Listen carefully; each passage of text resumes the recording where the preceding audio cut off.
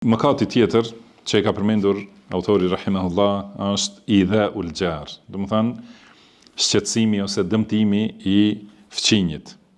Ka thënë pejgamberi sallallahu alaihi wasallam, "Men kana yu'minu billahi wal yawmil akhir fala yu'dhi jarahu." Do thotë kush beson në Allahun dhe në ditën e gjykimit, mos e shqetësoj fëmijën e vet, ose mos e dëmtoj. Pra, fjala idha në gjuhën arabe është më e vogël se dëmtimi.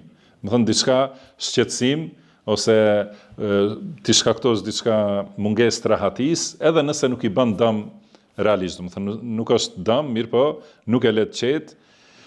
Edhe kjo është prej mëkateve të mëdha. Do thënë çdo gjë që është më e rëndë se kjo, atëherë është mëkati edhe më i madh. Ka thënë, madje ka thënë pejgamberi sallallahu alaihi wasallam, "Men kana yu'minu billahi wal yawmil akhir falyuhsin ila jarihi." Do thotë kush beson në Allahun dhe ditën e gjykimit, le të bëj mirë, do të thënë le të jetë bamirës ndaj fëmijët vet. Dhe ka thënë wallahi la yu'min, wallahi la yu'min, wallahi la yu'min. Do të thënë pasha Allahun nuk është besimtar, pasha Allahun nuk është besimtar, pasha Allahun nuk është besimtar. Kan thënë kush o i dërguari i Allahut? Ka thënë alladhi la ya'manu jaruhu bawa'iqahu.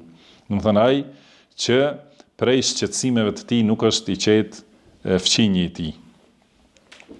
Dhe gjithashtu ka thënë la yadkhulul jannata man la ya'manu jaruhu bawa'iqahu.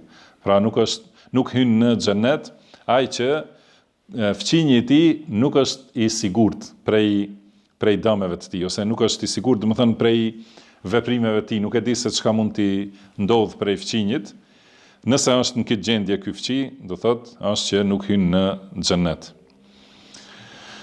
Dhe gjithashtu ka thënë pejgamberi sallallahu alaihi wasallam, "El muslimu man salima al muslimuna min lisanihi wa yadihi." Do të thënë musliman është ai që muslimanët janë qetë prej gjuhës dhe dorës së tij, dhe el mu'min besimtar është ai i të cilit i besojnë njerëzit. Do thotë pra dhe në radhë të parë fëmijët.